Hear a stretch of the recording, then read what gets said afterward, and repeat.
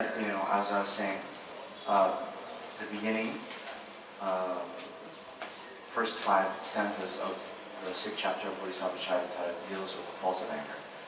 And Geshe, in his commentary, he says that it's divided into the invisible faults of anger and the visible faults of anger.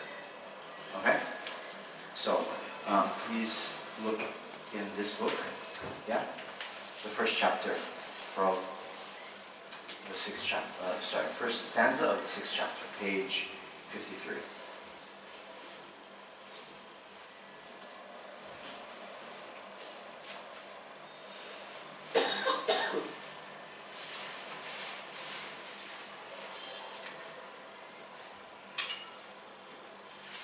Okay?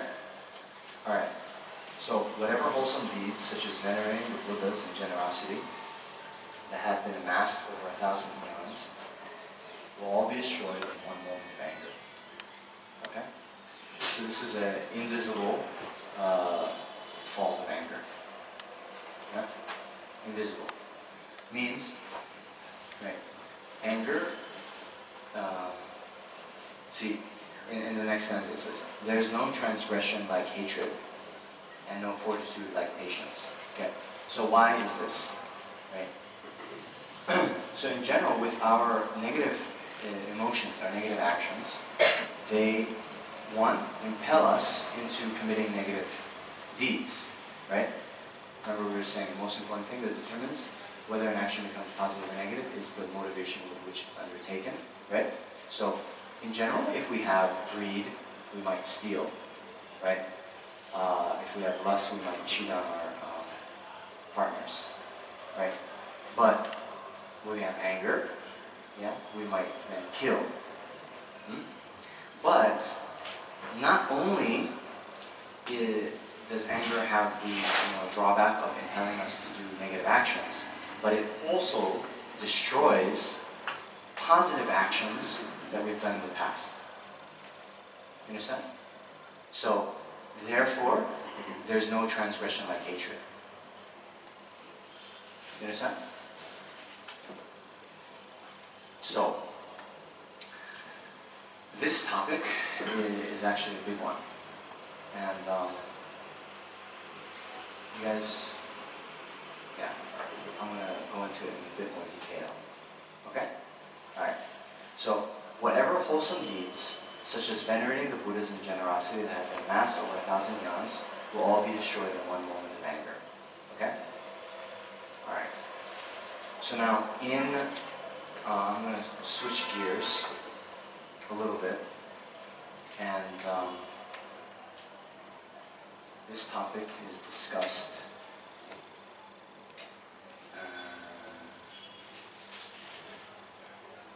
I'm now looking at the text, invisible form of anger? Did you say invisible form of anger? No, invisible fault. Fault. Drawback. Thank you. And thank you for raising your hand. All mistake. 5 gold stars.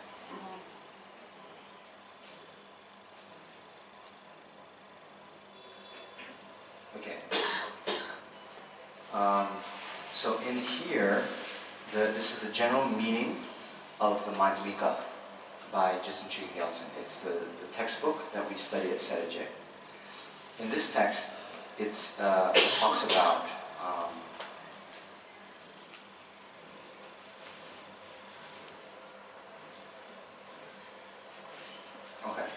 talks about 3 things. Okay.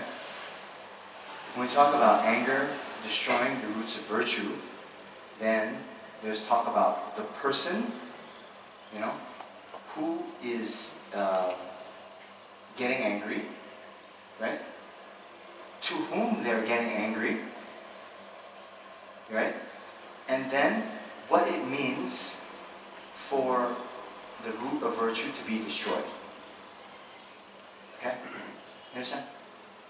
Look, whatever wholesome deeds, such as venerating the Buddhas and generosity that have been amassed for 1,000 eons, will all be destroyed in one moment of anger. Okay? So then these questions arise, right? It's a little bit, okay, of course, Who is getting angry at whom? And what do you mean, Shantideva, by saying your roots of virtue will be destroyed? Right? Okay. All right.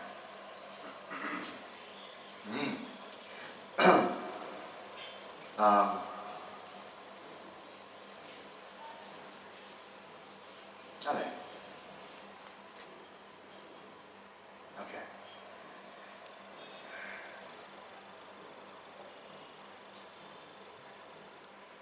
So first,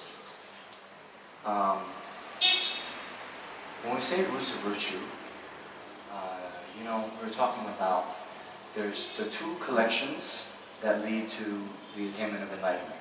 There's a collection of merit, sunam, yeah, punye, I think, and the collection of transcendental wisdom, right?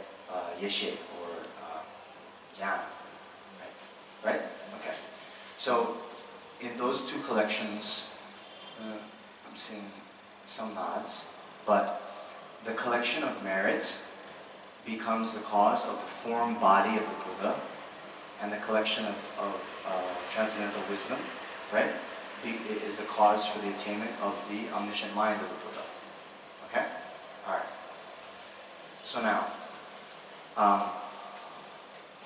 the actual merit that is destroyed by the anger is, in this text we say, in our textbook, our position is that it's necessarily the accumulation of merit. Means, our anger, although it's very bad, it can't destroy the collection of transcendental wisdom. Okay? It Cannot.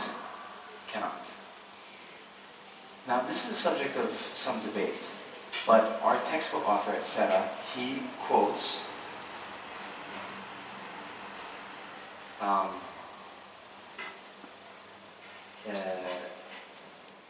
Chandakirti, who says that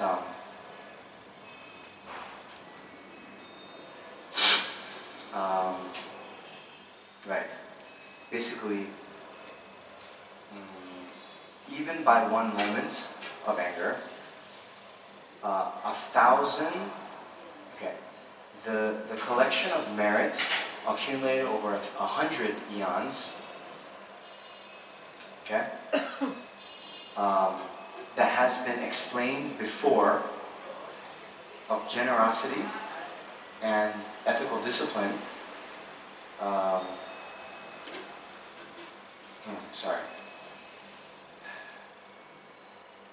that has arisen through meditating on the perfections of generosity and ethical discipline. You understand? Okay. Yeah, sorry, because the way the Tibetan sentence is arranged and the English is different, right? So in Chandakirti's auto-commentary on the Madhyamika he says, okay, just by that, which means just by one moment of anger, okay?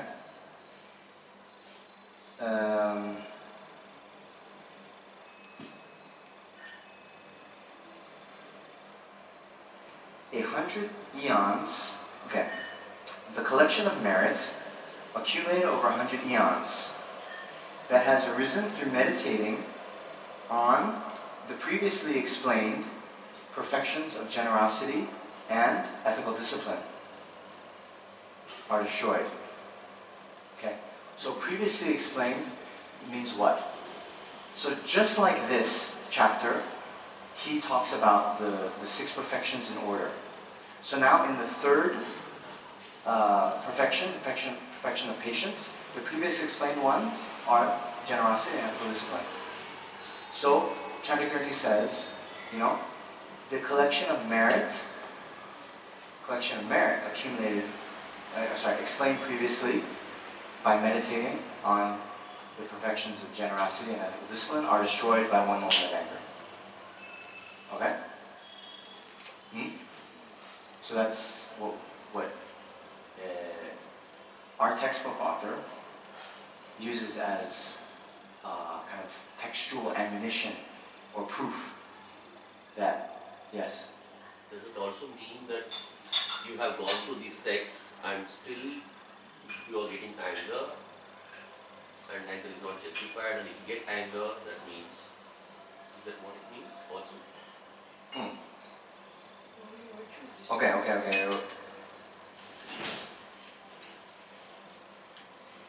Okay, we should say this.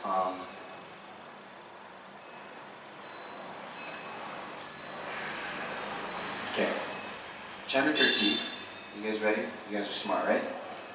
So Chandrakirti, he wrote the Bodhisattvacharyāvatāra. He also wrote a commentary on his own work, right? The Bodhisattvacharyāvatāra. So we call that the auto commentary. Auto means like the, oneself, right? So you can have a commentary that is written by someone else, but if you see auto commentary, it means by the same author of the root text. Okay? So actually, in the Bodhisattvacharyāvatāra itself,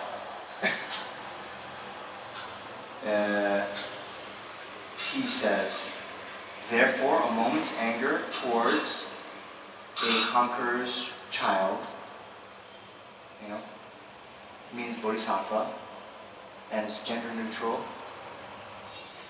for Nishita, destroys the virtue arising from generosity and ethical discipline accumulated over 100 eons. Okay? Now, you notice Shantideva is talking about 1,000 eons. We're going to get into that. Okay? Okay. So then, that is the root text, Bodhisattvacharyāvatāra. Then, in his auto commentary, he's explaining that stanza. Okay? And then, whereas here it just says, destroys the virtue arising from generosity and ethical discipline. In the auto commentary, he goes on and says, the collection of merits arising from the previously explained, meditation on the perfection of generosity and ethical discipline. So he's adding kind of more words. The stanzas are all like, I think, like 7, sometimes it goes 9 syllables per line. And in the auto commentary, he fleshes out the meaning. Okay? No.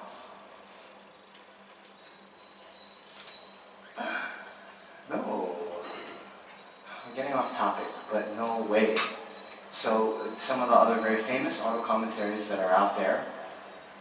Are you going to read these texts? Thank you. So, the great Master Vasubandhu, he wrote an auto commentary for the Abhidhamma Kosha. Okay? And then,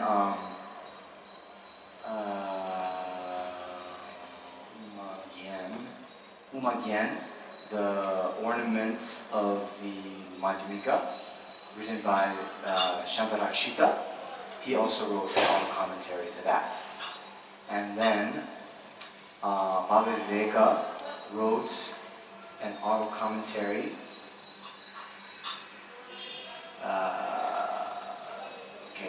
Uma Ningpo, the essence of the Mahayana, he wrote an auto commentary, Toke Bharava, blaze of reasoning. Okay?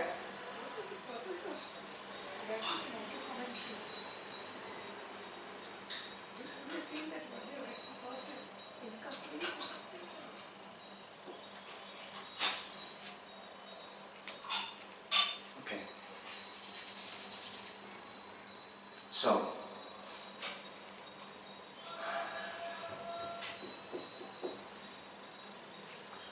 this is your last question of the day. Okay? But I'll answer it. Okay? So, you guys should know this. All of you should know this.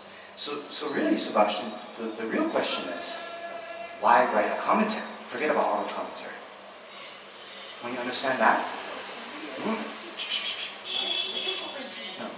No.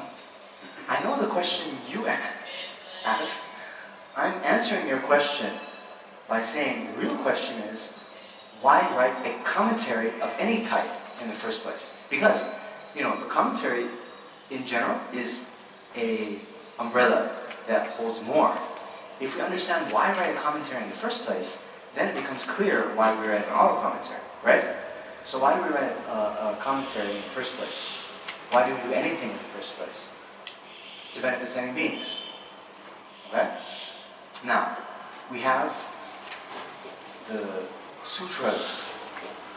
Okay?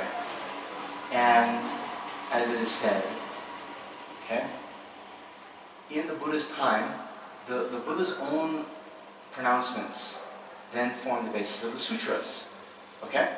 So in the Buddha's own life, then, so many countless sentient beings attain liberation, attain enlightenment.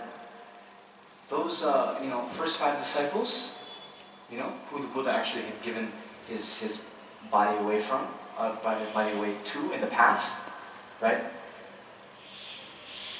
The first sutra he pronounced at Sarnath, even during the first sentence, okay, while he was saying the first sentence, like in 3 words, some people realized emptiness directly, and by the end of the first sentence, all 5 of them had attained nirvana. Do you understand? It's amazing. So the point is, the direct disciples of Buddha had, so many positive imprints. Their merit was so great. Even Shariputra, he heard 1 stanza and realized emptiness directly. So many stories like this. Now, why?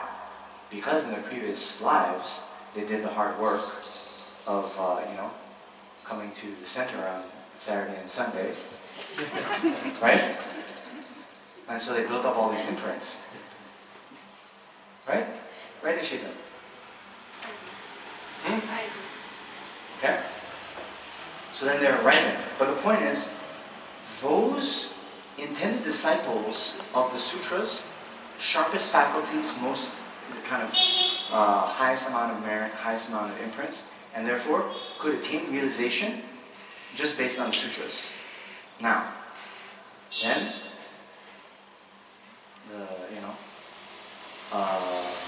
the Buddha passed away into parinirvana, and unfortunately, a lot of sentient beings weren't enlightened by him. So then, next step. Then, these sutras, then we see Nagarjuna and Maitreya, then they composed commentaries to those.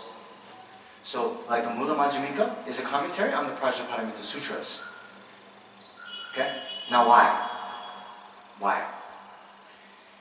If you see in the Heart Sutra, for example, right? It says, Shariputra looked upon the profound perfection of wisdom and beheld those 5 aggregates also as empty of inherent nature. So there's the declaration, and then, form is emptiness, emptiness is form, emptiness is not other than form, form is also not other than emptiness. Okay? So basically in that, Buddha he declared, all phenomena are empty of inherent nature. Form is empty. But he didn't go into any of the reasonings. He just said, form is empty. Why? Okay. A sharp faculty being, just hearing that, all phenomena are emptiness, no problem. We realize. Okay? But then the rest of us, cannot realize, just on the sutra alone. Therefore, Nagarjuna came and wrote the so-called 5 Riksok Drup, the 6 collections of reasoning. The most important one being the Mula Madhyamika, the fundamental treatise on wisdom. In that, he describes all these reasonings to establish emptiness, right? So, things do not exist inherently because of, and then he talks about the so-called, we're getting too much detail, but there's the diamond slivers argument, right? Where things are not inherently existent because you know, they are not arisen from self, from other, from both self and other, and from neither self nor other. He's refuting 4 ways of production. And basically, without getting into this too much, actually there's no way to get into it too much until you realize. But basically, if a compounded phenomena, you know, is inherently existent, it would have to be inherently produced. And how would things be produced? It can either be produced from itself, it can be produced from other, it can be produced by both self and other, or it can be produced by neither self nor other. Those 4 possibilities are exhaustive. So if you refute those 4, then you refute production, inherent production. If you refute inherent production, you refute inherent existence. Okay? So anyway, that's one of the main arguments he uses. That's the first stanza after his paying homage to Buddha. Okay? You understand? Alright, now, there's Nagarjuna. Okay? But then, you see, then Nagarjuna wrote the Buddha Majjhimika. But then, the next generation of people, right? Even you read Buddha Majjhimika, huh? You guys do this. You read? No. Chanti, you reading Buddha Majjhimika? Bodhisattvacharyāvatāra. Okay. So that's the thing, right? Even Buddha Majjhimika, very difficult. Right? Very difficult. So then there had to be even commentaries on the commentary. We have the sutra, then we have these different layers. So each subsequent layer of commentary describes the one above it, and it should be getting easier and easier, right? I hope. Okay?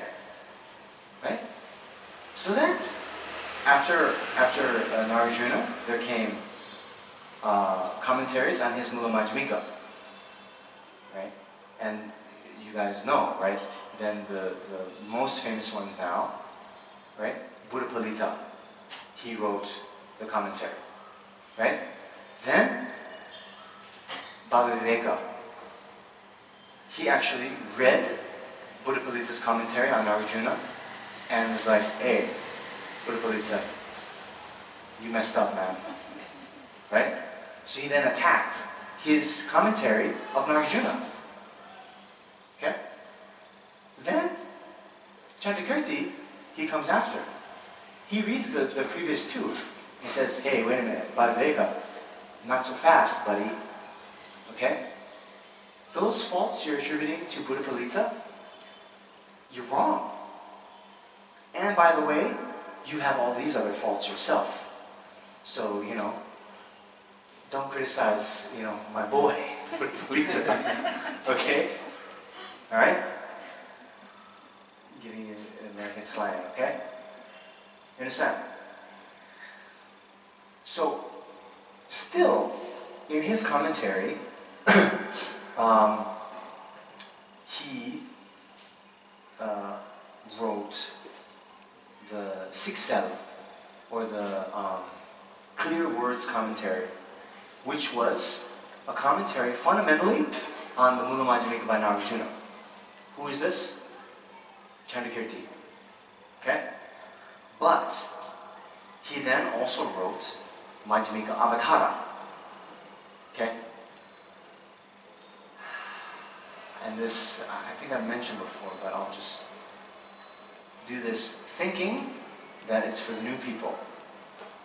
If I ask the people who've been here before if they could explain this, I have my doubts. But I'm just going to have a pure view and say it's just for the new people. Okay? So, then in this Majjhimika Avatara, okay, remember, Buddha taught the Perfection of Wisdom Sutras. In that, the explicit content was just to declare that all phenomena are empty of inherent existence. So Nagarjuna in Mula Madhyamika, he wrote a commentary on the explicit meaning of the Prajnaparamita Sutras, that of emptiness. And remember we said Maitreya, right? Maitreya in his commentary, the Abhisamaya Alankara, he gave a commentary on the hidden meaning of the Perfection of Wisdom Sutras, which is, remember we have the collection of merit and the collection of transcendental wisdom, right? So we have the collection of transcendental wisdom comes to the realization of emptiness. Then all these other things on the so-called method side, Bodhicitta, going for refuge, the perfection of generosity, so forth. All those on the, we call it the method side. Yeah? Then Maitreya talked about that explicitly. Now, the Mula Madhyamika doesn't talk about all that stuff. Actually, what we say, what Tsongkhapa says, it doesn't go into the method side at all. Okay? So now, of course, the method and the wisdom are needed, like the two wings of a bird. Right? So Chandrakirti, in his Mula Madhyamika Avatara, we say Madhyamika is the Mula Madhyamika. Avatara is, now, we were talking about this before, but supplement. It's a supplement to the Mula Madhyamika. And what is he supplementing? He's supplementing, one, he then explicitly talks about the method side of the practices of bodhisattvas in the Madhyamika Avatara. Right? That's why he's talking about patience. Right? In the Mula Madhyamika, Nagarjuna is not talking about patience explicitly. He's only talking about emptiness. And in those, I think 24, 26 chapters, he's just talking about empty, empty, empty. Refuting all these other wrong views, right? Okay? And then the other thing why he's supplementing, how he's supplementing the Mula Madhyamika, is at the time when the Mula Madhyamika was taught, some of the other Buddhist philosophical schools weren't active. You know? Namely, the Chittamantra, the mind-only school, and Bhava Viveka's viewpoint, which is the Sautrantika Madhyamika school. So in this commentary also, in terms of emptiness, he then is refuting explicitly the Chittamantra and Sautrantika Madhyamika school. So he's supplementing what Nagarjuna didn't do. And why did Nagarjuna do that? Because those schools weren't active. It was after Nagarjuna, who was seen as the kind of, father figure, that these other ones, they came and commentated on the Perfection of Wisdom Sutras. So there's other commentators who commentated on the Perfection of Wisdom Sutras from the mind-only school perspective. So Chandrakirti described how those were wrong interpretations. And also Bhadaveka is a wrong interpretation. Okay? Okay. So then, that Madhyamika Avatara is composed in these stanzas, where it's, 7 lines. So again, the sharpest faculty beings, right, what you would then do, you memorize this root text, and it's very much easier, right, if it's just all in kind of constant meter, you can memorize it quite quickly, right, more easily. So the sharp beings do that. But then, why then would anyone write a commentary on it? Because in those stanzas, which can be quite terse, sometimes the meaning can be misinterpreted. So he then said, okay, I'm going to make it easier for people in the future to understand what I mean by my more kind of summarized text, the Madhyamika Avatara, and so I'm going to write my own commentary on it. Because, well, I'm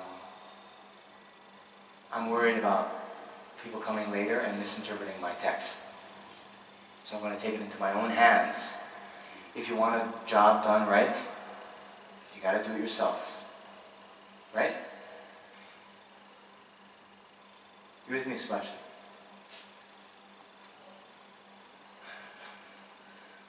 Okay?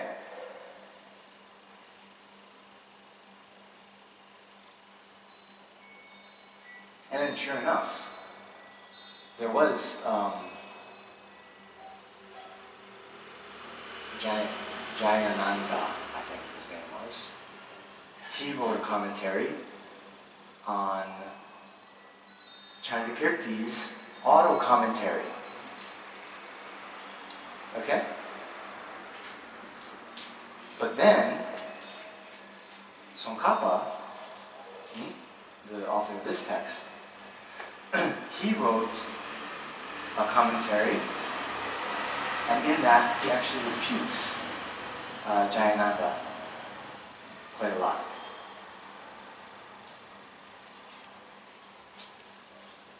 And then this text that I was referring to, that's on my iPad, our textbook written by Jesnjig Yeltsin, he is now commentating on Tsongkhapa. Right? And now I'm commentating on those. And later in the future, well, actually don't commentate on what I have to say. You go straight to Tsongkhapa. Okay? Don't give that snarl. She turned up her upper lip at me, man. But since Tsongkhapa is the founder of the Kelu branch, tradition, Yes. others write it. I thought that was the last question, Subhashan. Oh yeah, that was. That was, sorry.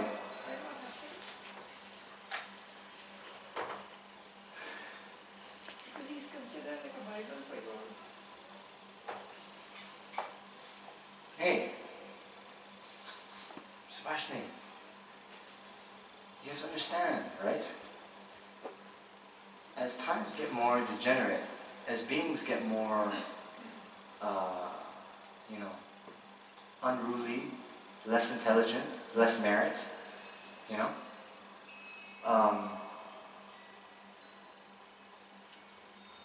even you pick up Tsongkhapa's commentaries, and some people don't even understand those, right?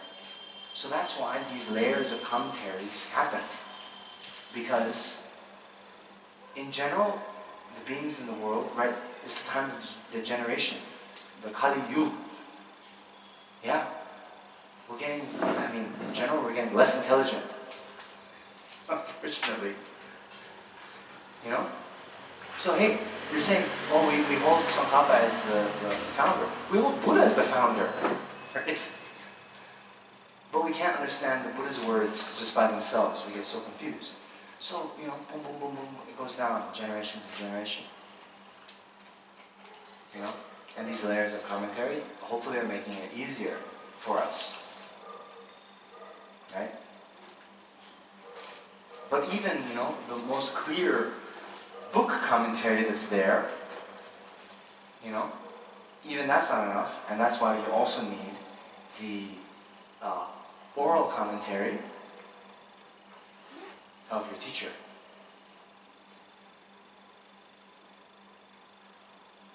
In this case, the Dalai Lama. Right? So, Venerable, we didn't mention how one moment of anger, coming back to... We're coming back, don't worry. How one moment of anger, how does it actually, the process please. Thank you. Flowchart, algorithm. Thank you. Well, thank you for bringing me back.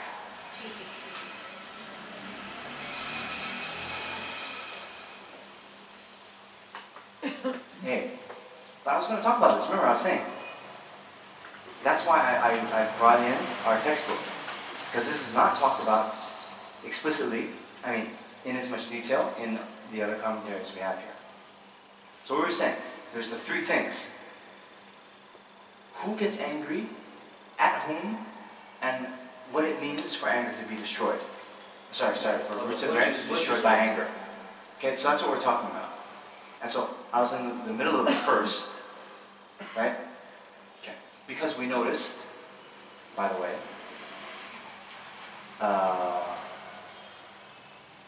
in Bodhisattvacharyāvatāra it says 100 eons, in Bodhisattvacharyāvatāra it says 1,000 eons.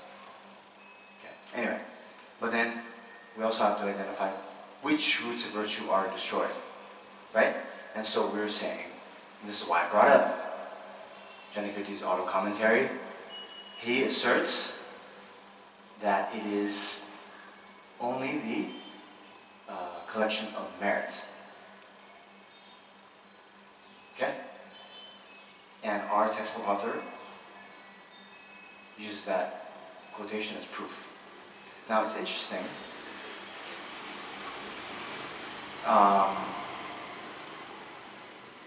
Because Geshe Abbot, who came after Tsongkhapa, he asserts that very clearly. But Tsongkhapa himself, in his commentary on Bodhisattvacharyāvatāra, he says, it seems, he uses the words, right?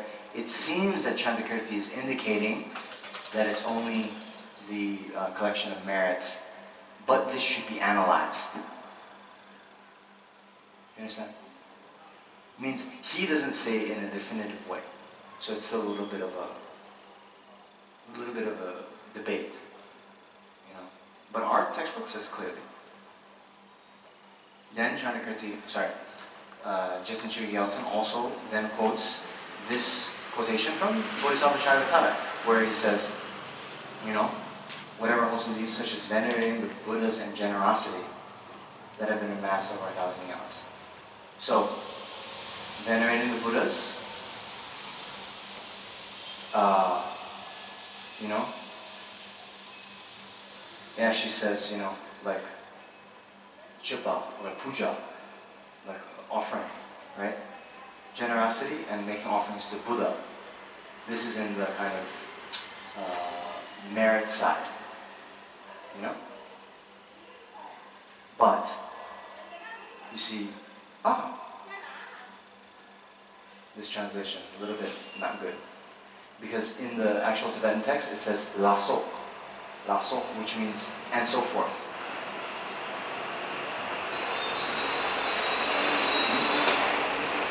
And that's why it's a little bit of a debate, right? So forth, including the... So that's the thing. That's the thing, right? You see, because there's the and so forth, then the question arises, what does it mean by and so forth? Okay? And I think that's why Tsongkhapa was saying this needs to be analyzed. Okay? But, whatever the case, Geshe Abbot says, drawing on the quotation from Chandrakirti, where it says the previously explained two perfections, so then he is able to, using that as his basis, say definitively it's only the perfections of, the collections of merit. But if we look into ourselves, we can see when we get angry, certainly a certain amount of wisdom also, I think, goes down the drain. Or no?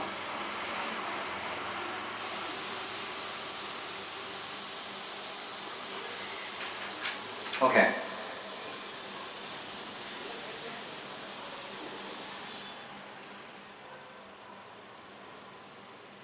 Okay. So now next.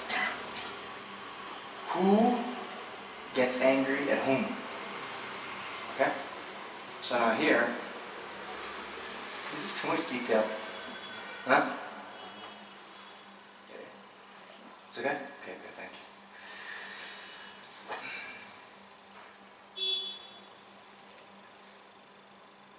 See, otherwise, you know.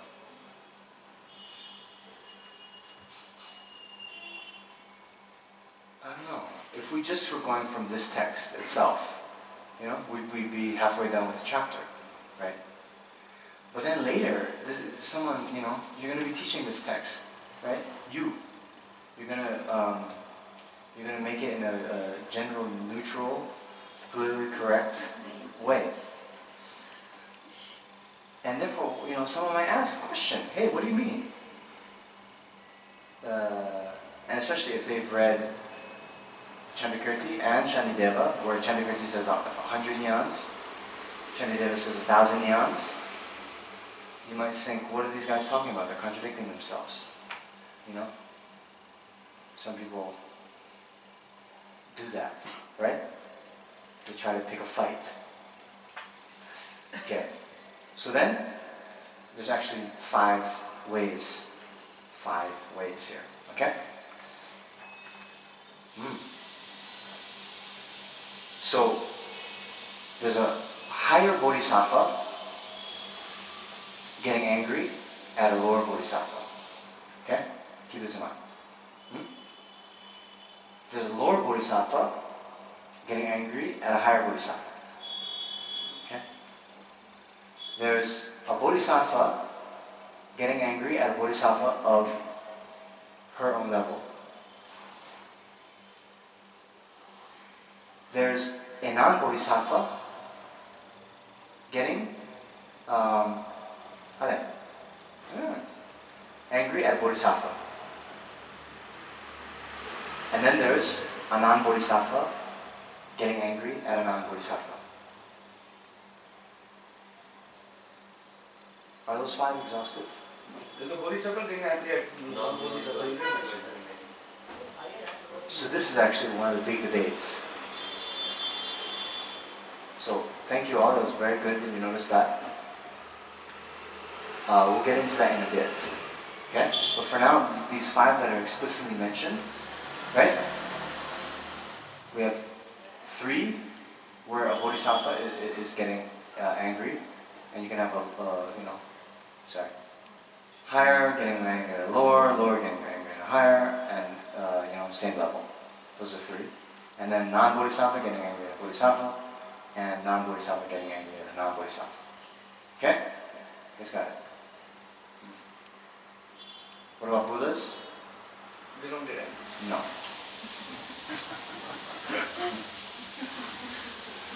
No. Okay, good. Alright. So now,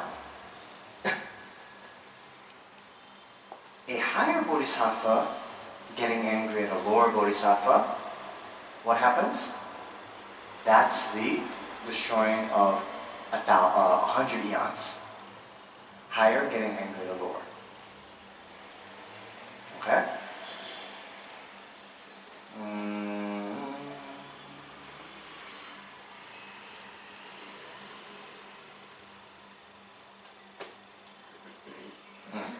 And so this is what Chandakirti is talking about in the Madhyamika.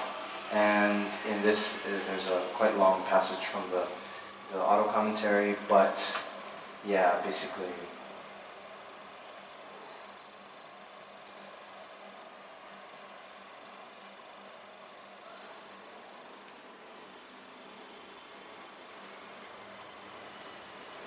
Yeah, in that basically, yeah, he says, if a higher bodhisattva gets angry at a lower bodhisattva, then yes, 100 eons of the collection of merit, as explained before, through the perfection of generosity and ethical discipline. If those are destroyed, then someone who isn't a bodhisattva, who gets angry at a bodhisattva, of course, there's no need to mention, that will destroy roots of virtue.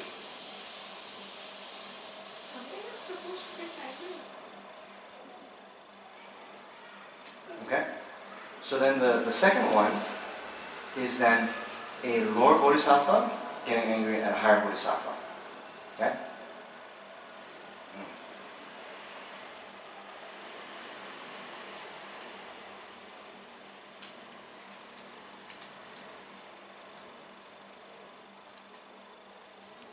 Okay.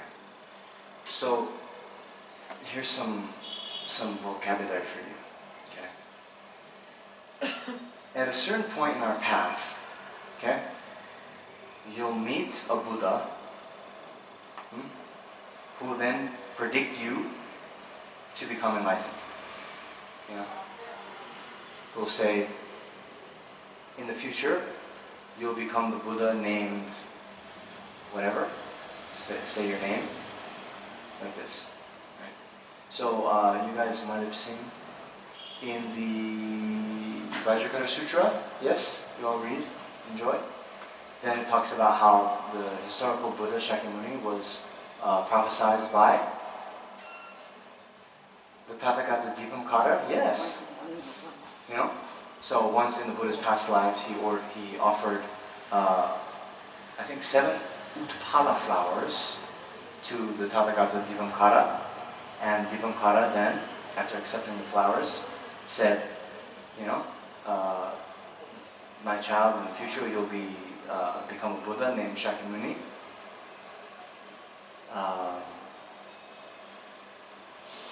Good luck, whatever, right? Okay? So that means someone who is a Bodhisattva, who gets the prediction, okay? Then there's Bodhisattvas who haven't had the prediction, okay? So in general, the ones who have had prediction are higher, okay? So there. Here he's explaining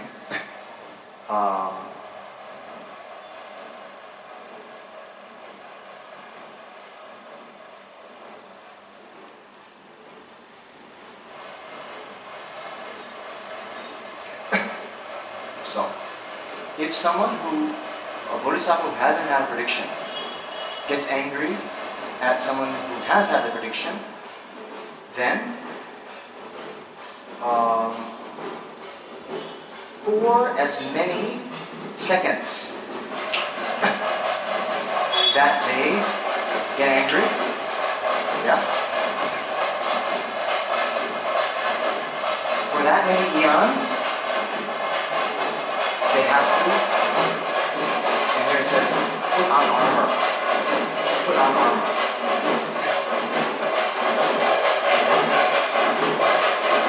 Now what that means is,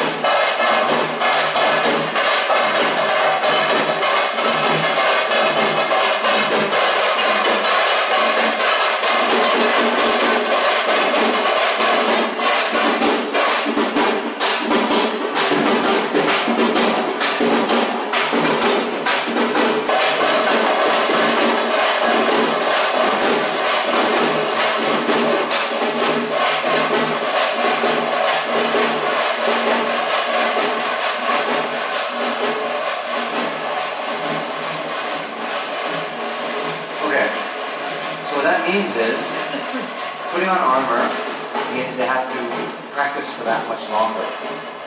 Okay? So their attainment of the realizations of the path, because their merit is destroyed, they have to, you know, for as many seconds as they're angry toward the higher Bodhisattva, that many more eons, they have to train. You understand? Amazing. Now, third, non-Bodhisattva getting angry at a Bodhisattva. Okay? And there, that is what Shantideva is explicitly talking about in the Bodhisattvacharyāvatāra. There it's 1,000 eons. Okay?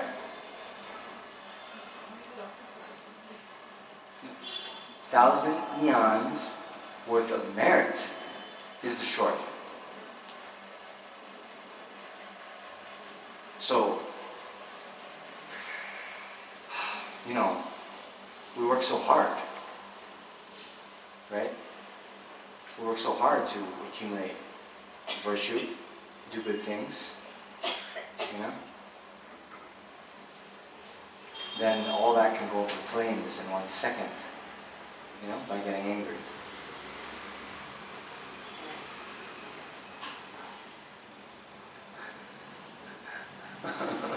Yes, you can. Maybe we can take it later also. Oh, really? Wow, that's a new approach. Why anger is given so much importance? There are so many other negative actions also. So this is what I'm saying, right? This is what I was saying before. Yes, there's many negative actions, but those other ones, or negative emotions, they impel us to create negativity. But this factor of destroying previously accumulated roots of virtue is an uncommon thing with anger. Okay, there's a little bit of a caveat we'll get into later. You can also destroy roots of virtue by holding wrong views and Jealousy. no, not by jealousy, but holding wrong views. If you hold that past and future lives don't exist, if you hold that karma and effects don't exist, that also serves to destroy your previously accumulated roots of virtue. But anyway, attachment, lust, jealousy, pride, all these other things, they don't destroy previously created roots of virtue. And that's why so much emphasis is placed on this. But why is that so? Okay, I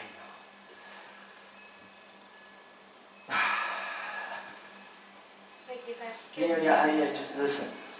I'm trying to go through this, and so, you know, sometimes the questions are about things I'm going to talk about. So I would appreciate if it is something that I've already talked about and you have a question about it, then you can ask. But this whole, you know, there's a whole chapter on patience where I'm trying to get through stanza 1. So all these things are going to get talked about. So, you know. Have patience. have patience. Yes. Or as Jerry Maguire says, help me help you. Okay? All right. Now, it's important to note here that this destruction of virtue, if you get angry towards a bodhisattva, occurs whether you know that they're a bodhisattva or not. Okay? You understand? So what does that mean? When we go through life, it's not that people have, you know, kind of, I don't know, necklace on with like, I'm a bodhisattva, or, you know, they have a gold halo over their head. You don't know. You don't know who's a bodhisattva or not. So, it is said in the lineage gurus, right? You should try to treat everyone as if they're a Buddha, even, a bodhisattva, as a way to protect yourself from getting angry. Right? And it can definitely happen, you know? We actually don't know what people's level of mind is, right? And as we saw, Maitreya appeared in the aspect of a dog to a sangha. Of course, there's some debate on this, but it does say that, you know, to help a sangha develop, you know, compassion. Then Maitreya was a Buddha to the aspect of a dog. So similarly, you know, it says in the text, right? We'll talk about this later, but I think it's germane now. That, you know, if everyone treated us as Buddhas, we would have no opportunity to practice patience. You understand?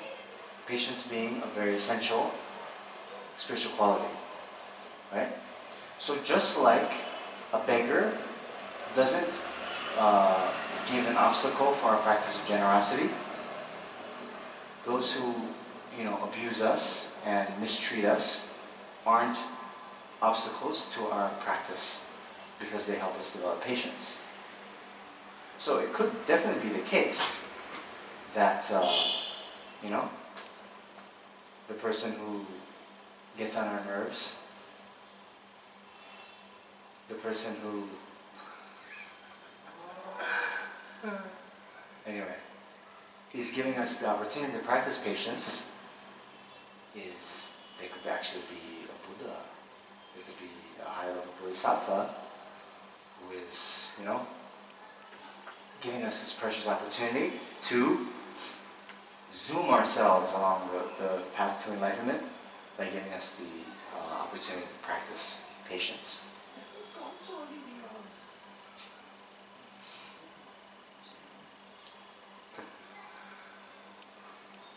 Right? No, that's all you Okay. had enough. Okay, wait. Okay. Alright. So now we have the last. Okay.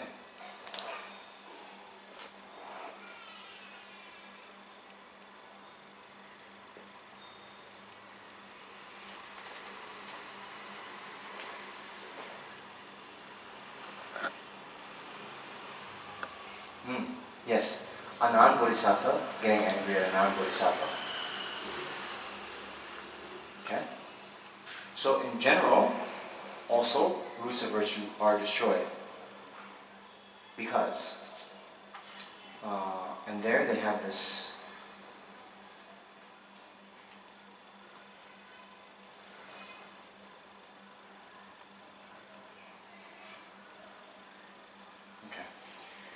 this is a very nice quotation, okay? So I'm going to read it in full. This is from the Compendium of Trainings by Aryasura. Yeah? So there's a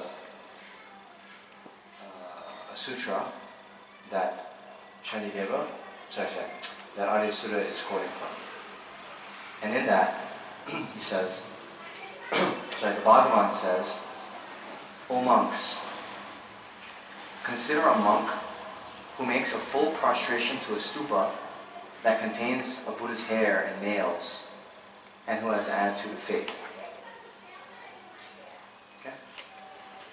Monks, this monk will experience the reign as a universal monarch 1,000 times the number of sand, grains of sand, 84,000 leagues under the ground his prostrate body covers, down to the disc of gold that supports the earth. Understand? Okay. No? Okay. So, make a full prostration to the Buddha. Okay? So, all of the grains of sand, you can think atoms, right? That the body covers down 84,000 leagues. Okay? A lot of atoms? Oh yeah. Okay? So, 1,000 times that number of atoms, that monk will experience the being, the universal monarch, the Chakravartin king or queen. Okay? You guys understand?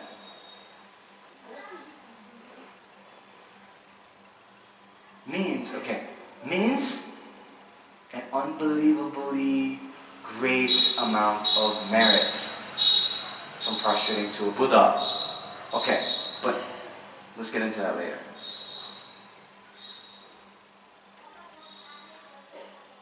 So someone in the audience then hears him say this, right? Then the Venerable Upali, who was located off to the side from where the Bhagavan was seated, bowed with his hands joined respectfully and asked, That's kind of interesting, huh? You know, when the Buddha's giving a lecture, the monks have questions. But how do they ask the questions? Like this. Okay. Are you hinting that you want What? There we hear the echo.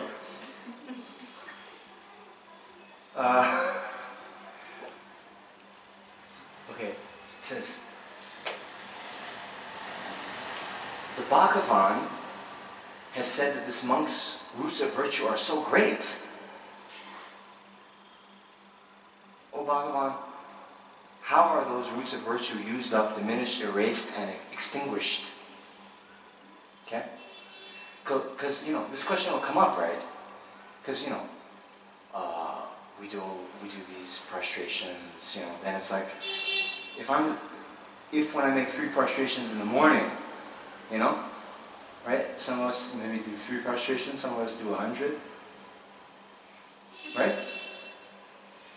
Then if we're collecting that much merit to be a universal monarch, for 10,000 the number of atoms that we're covering from here down, you know, if we're collecting that much merit, then why aren't we experiencing better stuff in this life? Right? What do you think? Because we deleted those merits by getting angry. Yes, sockets. Wait.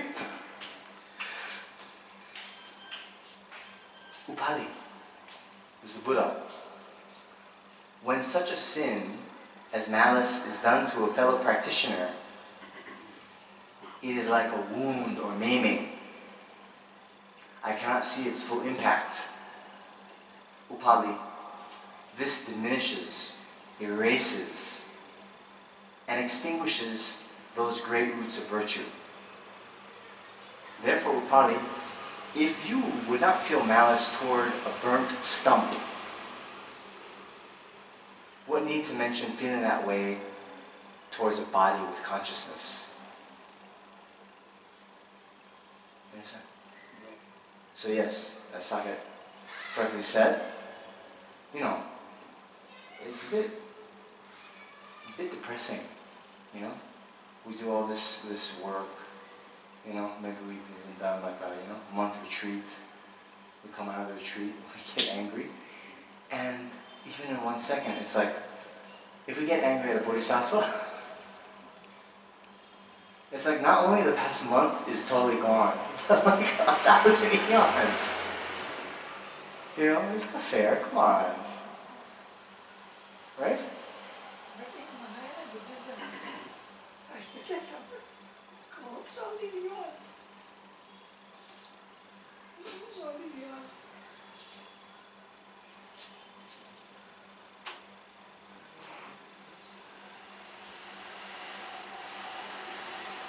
Okay?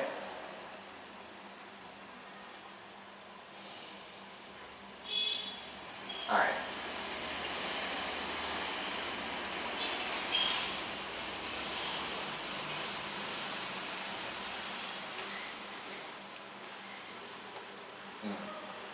So now you see in that sutra, it talks about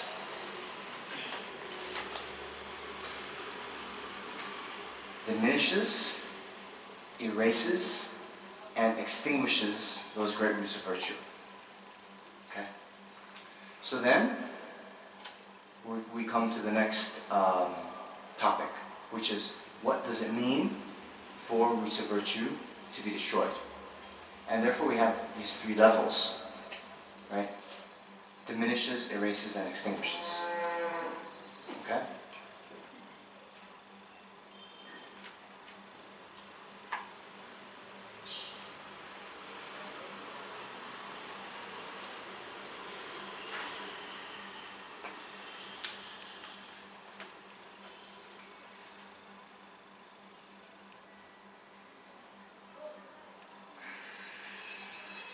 Okay,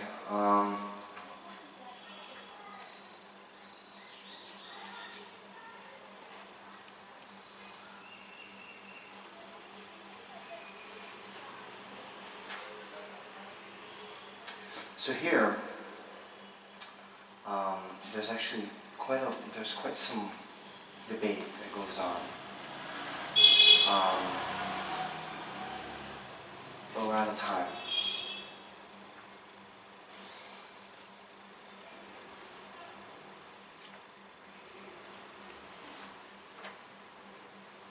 So let me just say this, okay?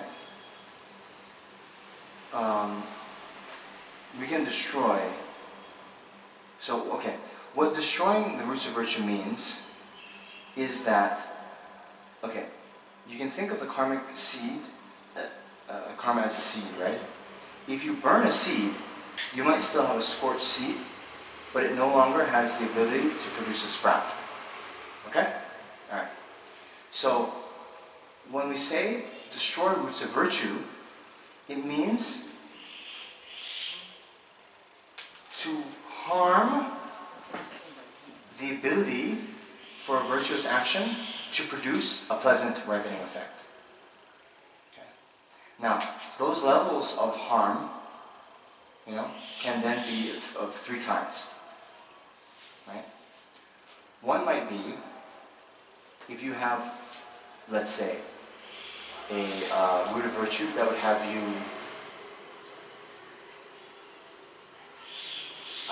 experience great effect for a long period of time. You would experience it, let's say, like this universal monarch. You have the karma before to be a universal monarch for 10,000 eons. You could destroy it, but then you would only be a universal monarch for 100 eons. Okay? So 99% is destroyed, but you still get born as a universal monarch. Okay? I'm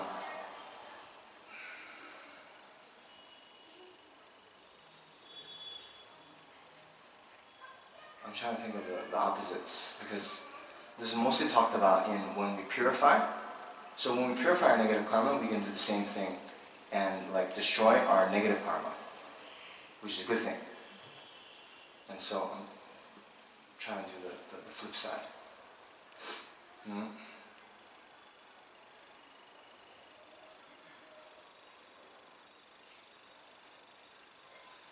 So then one is, if we have the virtue to be reborn as universal monarch for 10,000 eons, okay? Well, we destroy it to a point where we don't get reborn as universal monarch. But in this life, as a human, we experience some ripening effect of generosity. Someone gives us an ice cream, which is good, but not even close to being born as universal monarch. Okay? And then, if it's really strong anger, and maybe if we get angry at our guru or something, a strong field of merit, we could not then experience any positive effect from that previously accumulated virtue at all. Not even ice cream. Okay? So those are the levels. In general, what it means for anger to be destroying roots of virtue means it damages the ability for it to produce a ripening effect, a positive ripening effect. That damage can be of three kinds, and I stated it in increasing severity. You understand all that?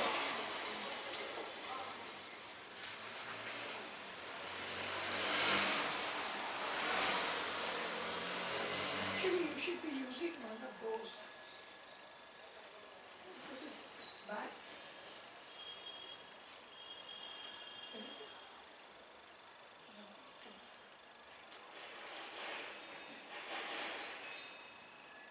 Okay. So in general, we're talking about the invisible faults of anger, right? So, invisible faults of anger, okay?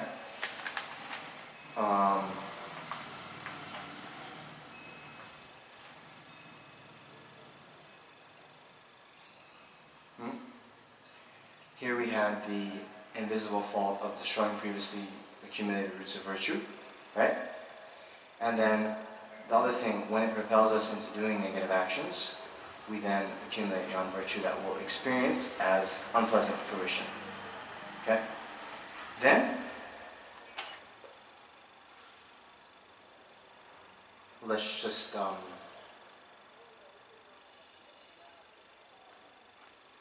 do 3 more stanzas and then call it a weekend. Okay? So, the visible faults of anger, okay? Please turn to the Patience chapter, stanza 3. Page 53. My mind will not experience peace if it fosters painful thoughts of hatred. I shall find no joy or happiness, unable to sleep. I shall feel unsettled. A master who has hatred is in danger of being killed, even by those who, for their wealth and happiness, depend on the master's kindness. By it, friends and relatives are disheartened. Though being drawn by my generosity, they will not trust me. In brief, there is nobody who lives happily with anger. Okay? So, of course, this is just some of them, but as His Holiness also likes to mention, we can see when we get angry the other faults, right? Our blood pressure goes up, we feel hot, it's very uncomfortable.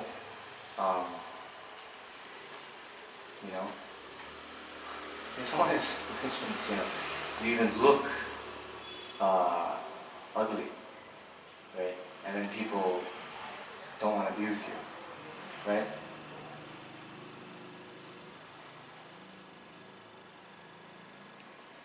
And friends and relatives are disheartened. You can actually destroy your relationships, be they with friends or family. Some moments of anger, then people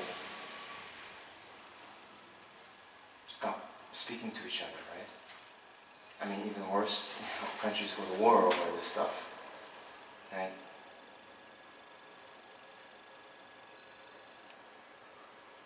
So as Tsongkhapa says,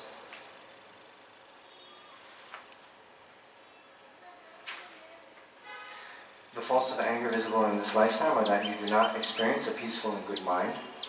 The joy and happiness that you've had previously will perish, and you cannot regain them. You cannot sleep well. You weaken the stability wherein your mind stays calm. Your mind is not calm. You have great hatred, and even those whom you formerly cared forget your kindness and kill you. Even friends and relatives will get annoyed and leave you. Although you gather others with your generosity, they will not stay, and so on.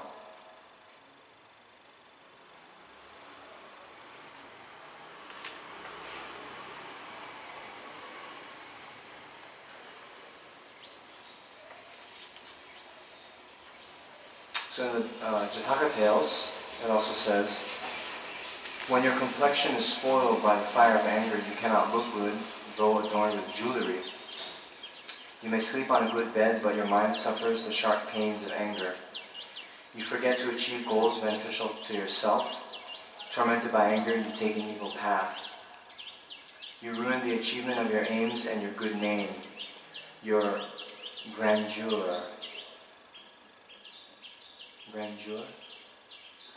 Nice word. Your grandeur fades like the waning moon. Grandeur.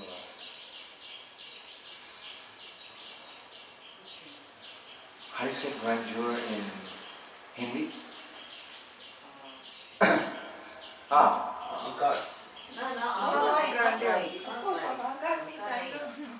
Grandeur.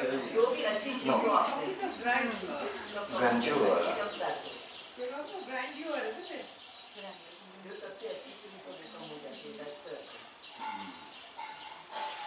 Grandeur. It's like, Badappan. No. The generosity. Yeah, because you're The best things which you have. Ale.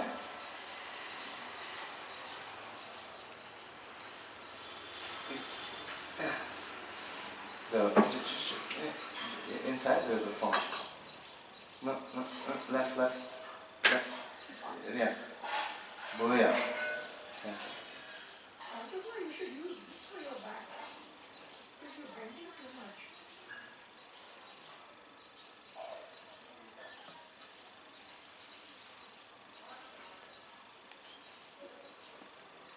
Thank you for your compassion.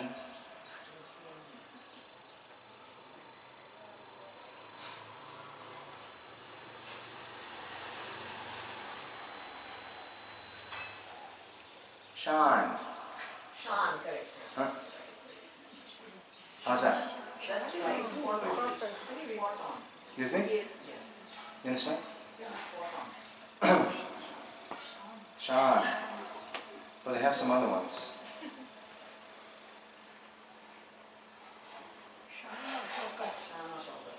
Vaibhav. Vaibhav. Yes, I'm saying bye-bye to you. Shan is the best of? Yes, Sean. Because Vaibhav is only your material wealth, no money. No. Vaibhav is in Hindi, but Shan is Urdu. No. Because now both are functional. Shan, do you understand? Okay. Sean, we'll give it a shot. Vaibhav is Let's continue. Hindi, it is two different languages. Sean. The singer also got a name, Sean. So, the point is, your Shan, your Vaibhav, your grandeur declines when you get angry. Okay?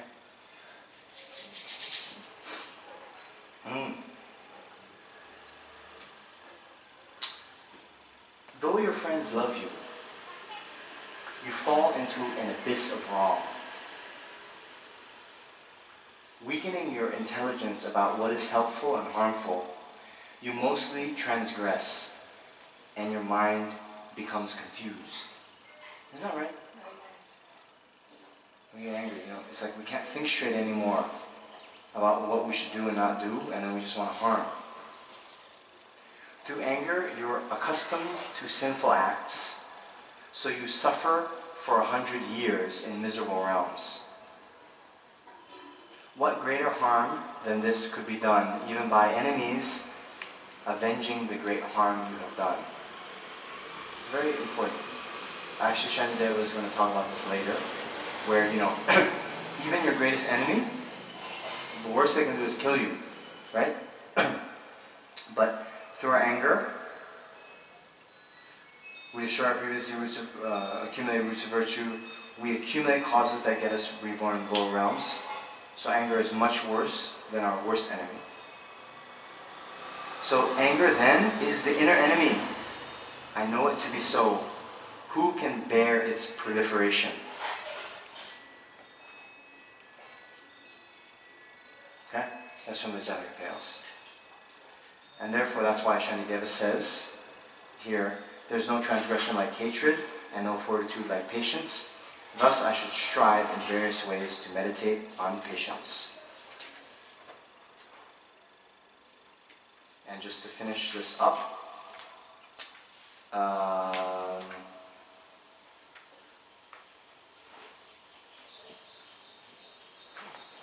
I mentioned before, why then is there no transgression like hatred? Here, if you don't believe my words, Islam Sankapa. For although other sins result in extremely unpleasant fruitions, they are not great sins on account of that alone, given that they do not destroy roots of virtue. Still, there are many other wrongs, other than anger, that combine both the production of a terrible fruition and the destruction of the roots of virtue. Wrong views that deny cause and effect, abandoning the sublime teachings, And by the way, abandoning the sublime teachings also means like disrespecting, you know? Okay, anyway. Disrespecting the teachings by saying, this is at the beginning of Lamrim, where to say, oh, this teaching, you know, it's only meant for those of weak, you know, or, you know, like kind of, yeah, denigrating some aspect of the teaching, okay? And then, generating pride in relation to bodhisattvas, gurus, and the like, and thus terribly belittling them. And this is described in the Compendium of Trainings by Shantideva. Okay?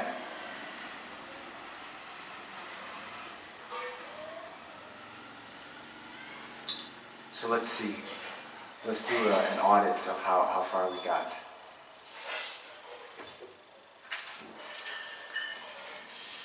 How to begin the cultivation of patience. We did 5 stanzas.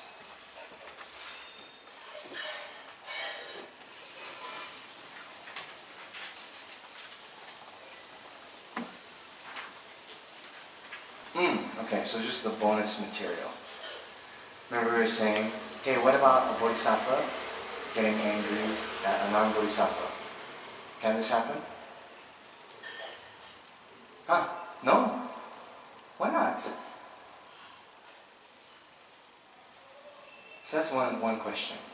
Okay, so the fact that it's not mentioned explicitly in this commentary could be, you know, because it doesn't happen, or even if it does happen, it doesn't destroy roots of virtue, right?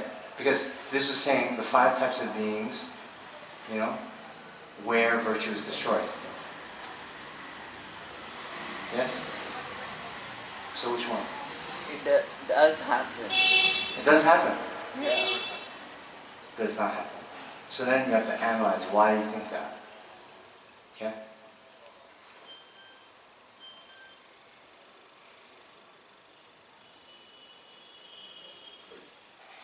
It's still anger, right?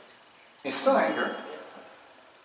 So the Bodhisattva doesn't start removing his afflictions completely only after become Arya Bodhisattva, right? So until then, he or she can still have anger.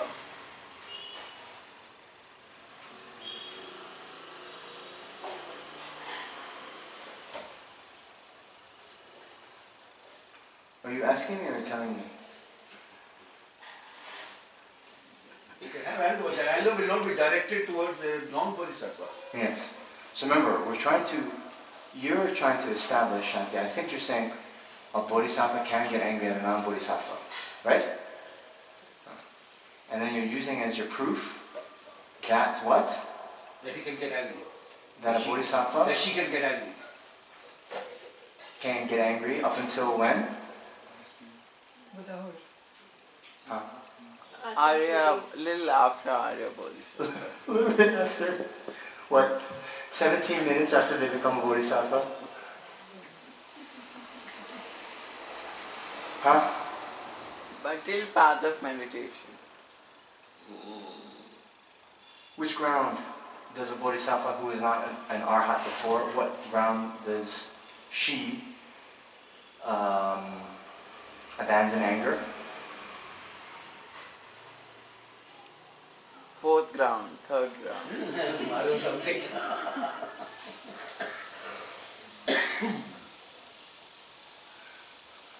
Then, just before Buddhahood, I think it's very difficult to abandon anger. Slight irritation is also anger. Till 8th ground definitely, and after 8th ground definitely they would have abandoned anger. Why? Because they are out of, they have no afflictive emotions after that. 7th ground they have? They have innately some innate afflictions are there. States. Alright guys. Yeah. 6th and 7th ground they have innate afflictions, and below that they are still the gross ones. They have their And 8th ground, no innate afflictions. I think that's technically they have the latencies of the. Innate according to ignorance is not, but this thing has the oscillations. Okay. 8. Are you in the Tibet House Masters program? Shanti, you are, right? Yes, And you studied the Madhyamika Avatara, right? yeah. The whole thing? No, see the 6th chapter. It was the end of the 6th chapter. Towards the end of the 6th chapter. Maybe you should know this. Anyway. What were we talking about? This special case that's not mentioned explicitly in the text of a bodhisattva getting angry at a non-bodhisattva, then we have to ask why is that? And two possibilities: because it's impossible, or because although it is possible, they don't destroy the use of virtue. So then my boss was asserting that no, it's possible that that happens. And I was saying, why? She's saying, well, because bodhisattvas can get angry in general. I'm saying, which bodhisattvas can get angry? And she, now what is your final answer? Bodhisattvas up to the 8th ground can get angry? 6th ground.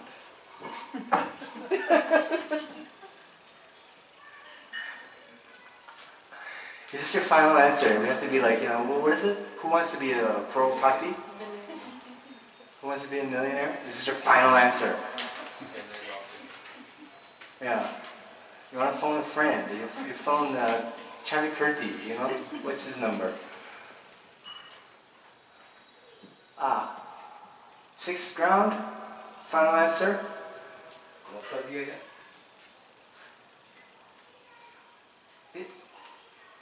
Shari Khan was the host, right? Nice. Oh yeah, I always get those two mixed up. He was for a while, right? 2 seasons, yeah, okay. I'll be Shari Khan then. Okay? Let me have my moment. Okay. So, Shanti, is your final answer? 6th round. 5th ground. You missed 7. Do I hear 4? This is become a reverse option. 5th ground? Yes, sir. This is your final answer? Yes, yes.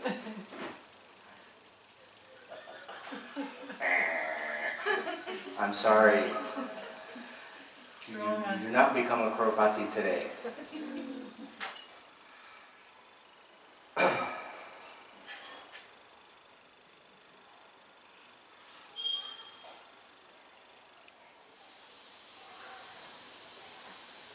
Okay. So maybe. Enter the path of accumulation. Before they enter the path of accumulation? No way. Because No way, no way.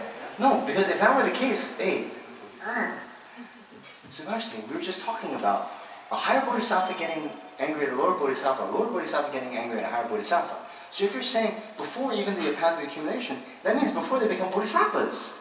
So if these practitioners, before they become bodhisattvas, then don't get angry anymore, there'd be no possibility of a higher bodhisattva or a lower bodhisattva or anything like this. So that for sure, you don't have to phone a friend to find out. That's definitely wrong. Definitely. Okay? because we want the first steps of entering this, we have to enter the path of accumulation. No. That's not true either. Ayo. we say for the door of the Mahayana? We just talked about that today. Forget about the previous times and previous years when I've explained this many times. What are we saying? Is the door to the Mahayana? Bodhicitta. Bodhicitta. So what makes someone a Bodhisattva or not? Bodhicitta doesn't mean realizing emptiness at all. Bodhisattvas don't have to realize emptiness before they enter the path.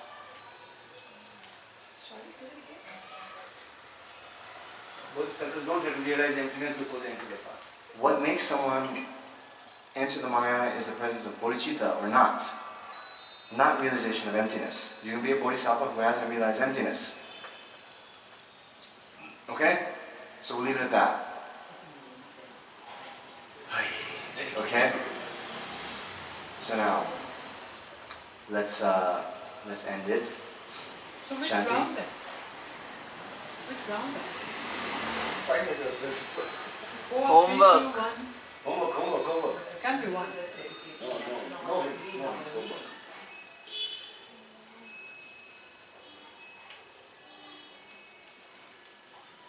Okay, I'll give you one more bit of information. Acharya, if you have to leave, it's okay. But I was getting a little bit hopeful when Shanti was starting to say 8th ground, because on the 8th ground they've abandoned the afflictions. So they've abandoned anger. Okay. But there's the question. On the 1st ground, 2nd ground, 3rd ground, although they haven't abandoned anger, can they still get angry? Because, like right now, right? There's no anger manifest in my continuum, believe it or not, even after all this happened to me. Okay? There's no anger manifest in my continuum right now, but I haven't abandoned anger. Right? Okay? So, when we say a higher bodhisattva getting angry at a lower bodhisattva or whoever, for their, getting angry means the anger has to become manifest. Okay? Now, although someone might not have abandoned anger, you could be in a situation where anger is never manifest. In which case, it could be temporarily suppressed. Means impossible for it to arise at that time. Okay? So, although it's abandoned on the 8th ground, then we have to inquire. Like, for example, even an ordinary being who hasn't realized emptiness, who is born, new people. We have these 3 realms. We have the form realm, we have the desire realm, form realm, and formless realm. Now, someone in the formless realm,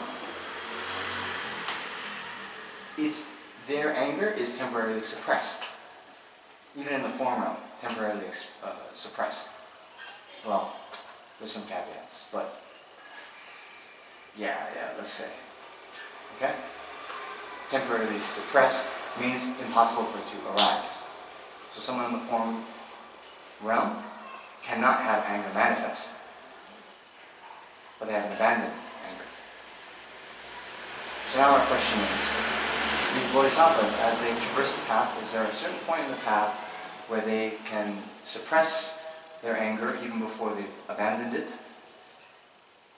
If so, when? 5th ground. You're following her.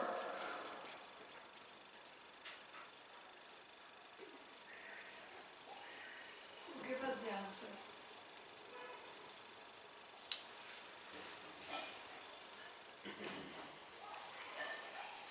No. Not this time.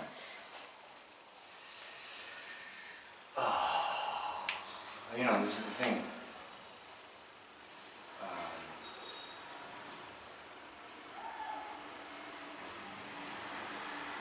Some of you, this is not for the newcomers. Some of you old timers, you get a bit complacent, right?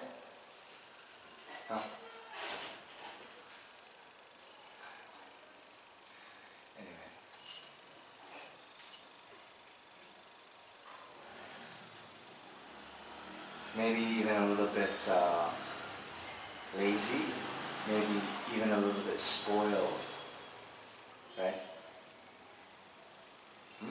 What do you think? Well,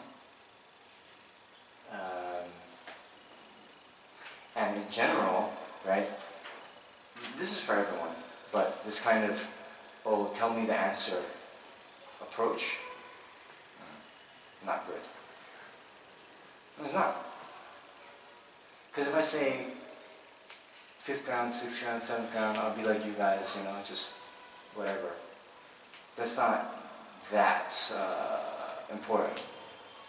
But to realize, you know, what actually happens on each ground, at each point of the path, that then, you know, would imply.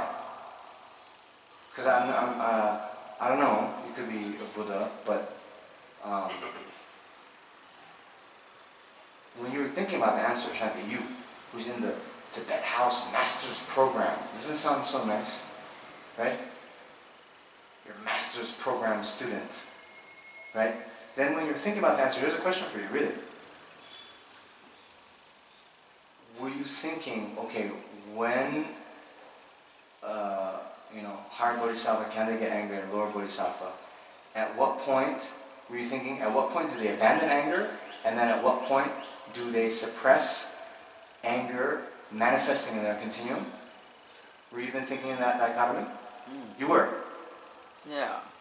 Because at some point they cannot be born in lower rebirths, and some point they have come out of some, like, all now that. this is very interesting, because if you were thinking that way, how could you have as your final answer in Who Wants to Be a Buddhist Millionaire, how could you have as your final answer 5th ground?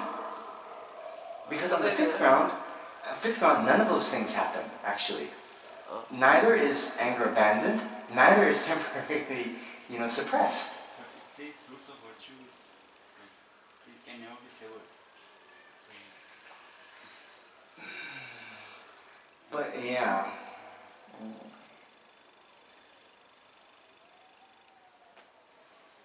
Yeah. Okay.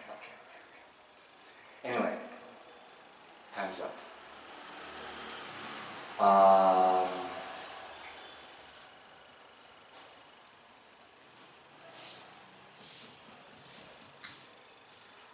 And anyway, for most of us, that's maybe more detailed than we need to know. The point is, for most of us, we have to think how anger is very destructive, right? And probably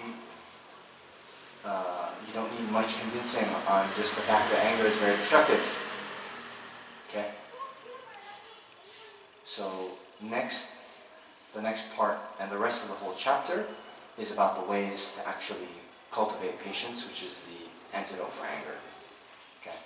But it's very discouraging to know that even a 5th ground Bodhisattva hasn't abandoned anger. So what hope is there for us? And we can read the chapter over and over again.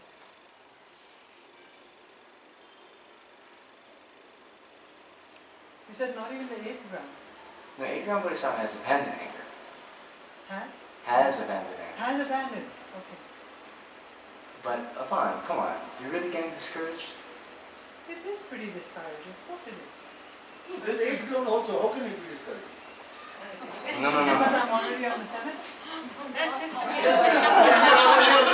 How can you be discouraged when you're already on the 7th? Correct. That's true. Sorry. Withdrawn.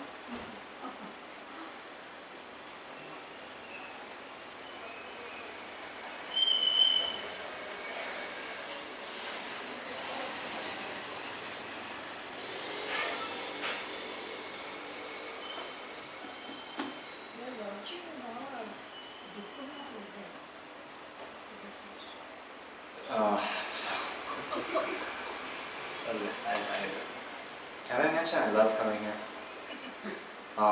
So Vaughn, I'll just say this, and we really have to go. But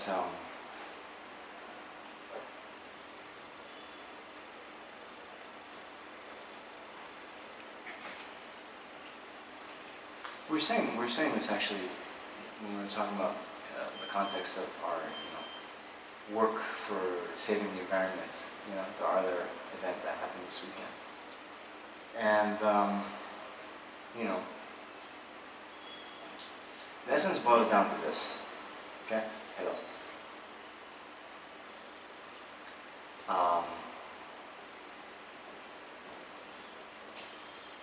What else are you going to do? Other than? Yeah. Other than practice Dharma. Other than try to traverse the path to enlightenment. And so,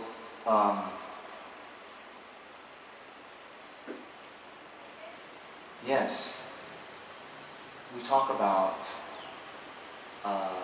it takes 3 countless great eons to achieve enlightenment. But as it says in the Guru Puja, even if I have to remain for an ocean of eons in the fiery hells of Avicii, the lowest, the hottest hell, right? For the benefit of one sentient being,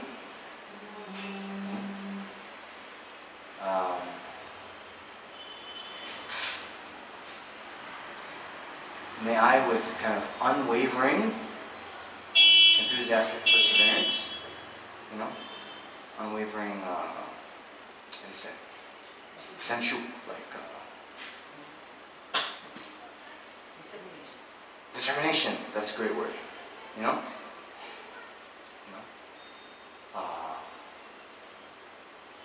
do you say, gladly do that, and thereby perfect the perfection of joyous perseverance.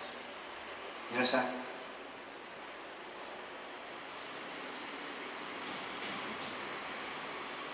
So when we see the great benefits of enlightenment, and when we see the need to become enlightened, then it's really like, okay, however long it takes, whatever I have to do, I'm going to do it. And then actually these things, the first and the second, third ground, it doesn't matter.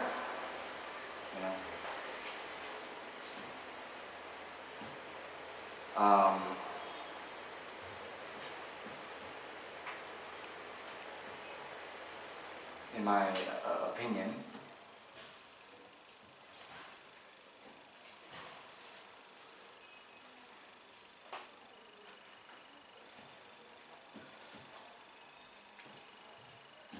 you see, even on whatever, right? All these, this path, that path, this ground, all that stuff.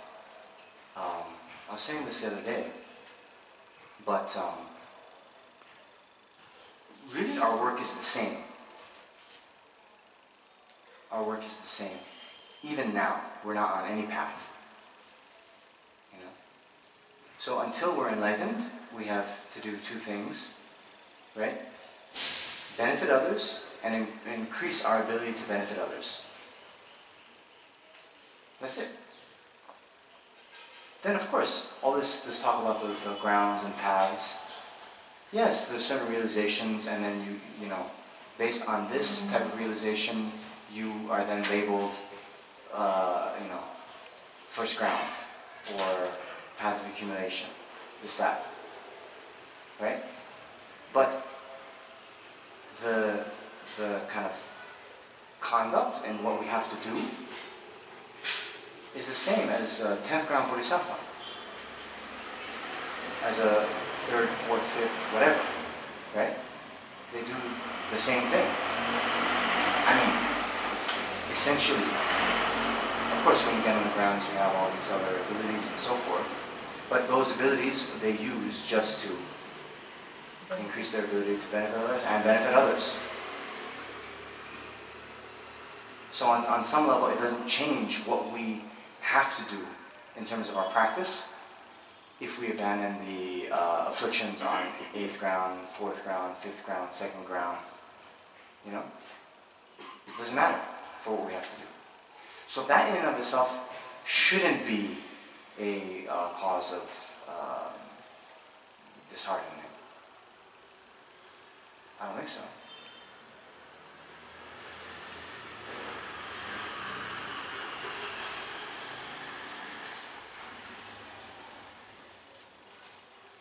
I think Shantideva, he mentions, right?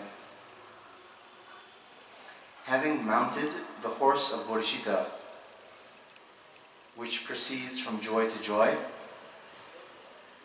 how could anyone ever be despondent? See? So when we really have this mind of Bodhicitta, this altruistic wish to achieve enlightenment for the benefit of all sentient beings, then of course there's obstacles. Of course it takes a long time before we fully traverse the path, but in the small ways we can benefit others, we do that. Because, you know, that's the right thing to do.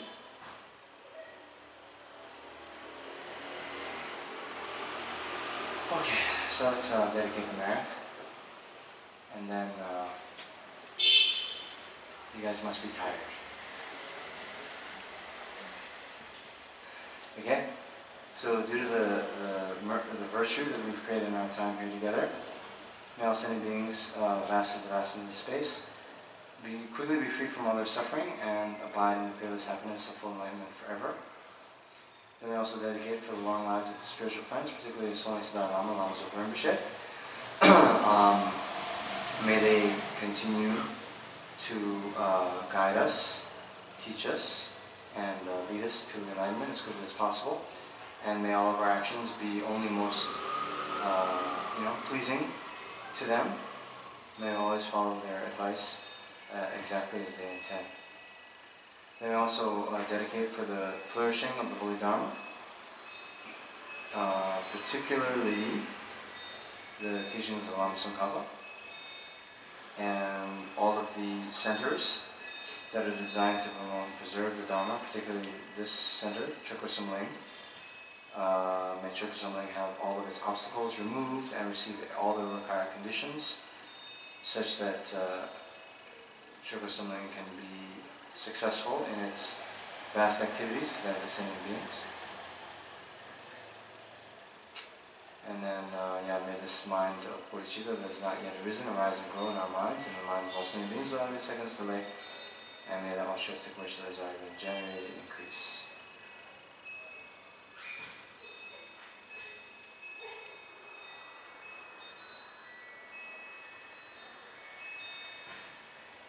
Okay, so thank you very much.